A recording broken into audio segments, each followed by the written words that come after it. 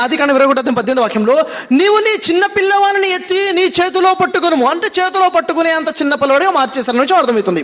ఇది మొదటి విషయం. అయితే క్రైస్తవులు బోధకులు దీనికి సమాధానం చెప్పాల్సిన అవసరం ఉంది. క్రైస్తవ బోధకులు మాకు బైబిల్ జ్ఞానం ఉందని ఎవరైతే స్వతహాగా మాకే బైబిల్ జ్ఞానం ఉందని ఎవరైతే చెప్పుకుంటున్నారో వారి మీద బాధ్యత ఉంది. ఎందుకు ఈ విధంగా మార్చబడింది అన్న విషయం జవాబు చెప్పాలి. అప్పుడు దేవుడి ఆజ్ఞ వచ్చింది. ఆదికాండం 22:1 వాక్యం 2 వాక్యం చూసుకుంటే, ప్రభువు పిలిచాడు పైనుంచి, అబ్రహాం అంటే చిత్తము ప్రభువా, ఏమిటి అంటే పైనుంచి ఆజ్ఞ వచ్చింది, నీ ఒక్కడై ఉన్న నీ కుమారుణ్ణి తీసుకెళ్లి బలివ్వు. నీ ఒక్కడై ఉన్న నీ కుమారుణ్ణి అనగా నీవు ప్రేమించిన ఇస్సాకును అని చేర్చారు అక్కడ. అనగా నీవు ప్రేమించిన ఇస్సాకుని. ఆ అధ్యాయంలో చూస్తే దాదాపుగా 7-10 సార్లు అనగా ఇస్సాకు అనగా ఇస్సాకు అని రాశారు. ఎన్నిసార్లు అనగా ఇస్సాకు అని రాసిన ఇష్మాయిల్ అనే విషయం మనకు అర్థమైంది. ప్రియులారా, అబ్రాహాము ఇష్మాయేలును బలి ఇవ్వబోయాడు. ఆ ఇష్మాయేలు పేరును తీసేసి ఈ యూదులు తమ తాత పేరు ఇస్సాకు పేరు రాసుకున్నారు అనే ప్రచారం కూడా ఉంది.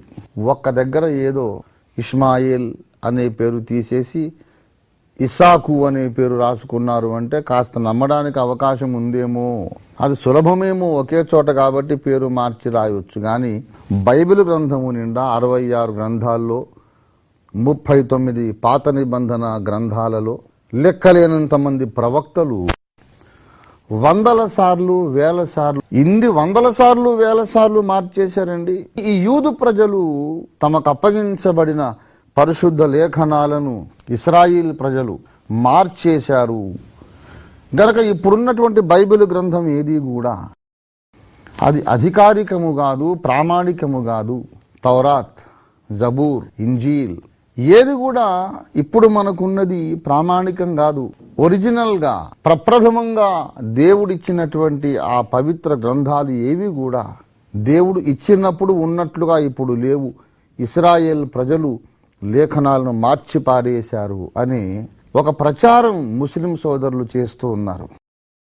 లేఖనాలను వారు మార్చారు కాబట్టి ఆ లేఖనాలను మార్చే ప్రక్రియలో భాగంగా దేవుని నామధేయాన్ని కూడా మార్చేశారు అనే అపప్రథ ఉంది.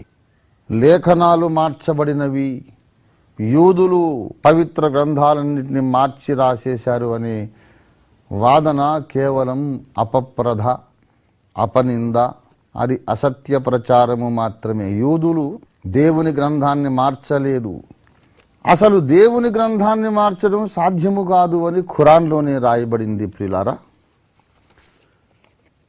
దేవుని వాక్యమైనటువంటి దైవ గ్రంథమని నేను నమ్ముతున్నటువంటి బైబిల్లో కూడా రాయబడింది, మన దేవుని వాక్యము నిరంతరము నిలుచును, భూమి ఆకాశములు గతించును గాని నా మాటలు ఏమాత్రము గతించవు అని దేవుడు బైబిల్ గ్రంథంలో మాట్లాడాడు. కానీ అదే మాట ఖురాన్లో కూడా ఉంది.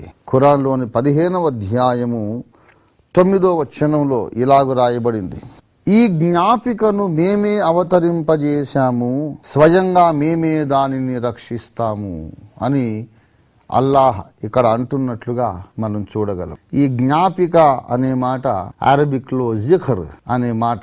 ఈ జిఖర్ అనే మాటకు అర్థం రెవల్యూషన్, ప్రత్యక్షత. దేవుడు స్వర్గము నుండి పరలోకము నుండి పంపినటువంటి ప్రత్యేక సందేశము ప్రత్యక్షత అని అర్థం. ఈ ప్రత్యక్షతను, ఈ జ్ఞాపికను, ఈ రెవల్యూషన్ని మేమే ఇచ్చాము, దాన్ని మేమే రక్షిస్తాము. I have given you this revolution and I shall protect it అని దేవుడు అంటున్నట్లుగా ఖురాన్ షరీఫ్లో రాయబడింది. ఇంతకు జిఖర్ అనే మాట ఖురాన్కు మాత్రమే చెందుతుంది. ఈ జ్ఞాపిక అంటే ఈ ఖురాన్, దీన్ని నేను రక్షిస్తానన్నాడు ఆయన అని ఎవరైనా మిత్రులు వాదించవచ్చు. దానికి సమాధానం చెబుతున్నాను.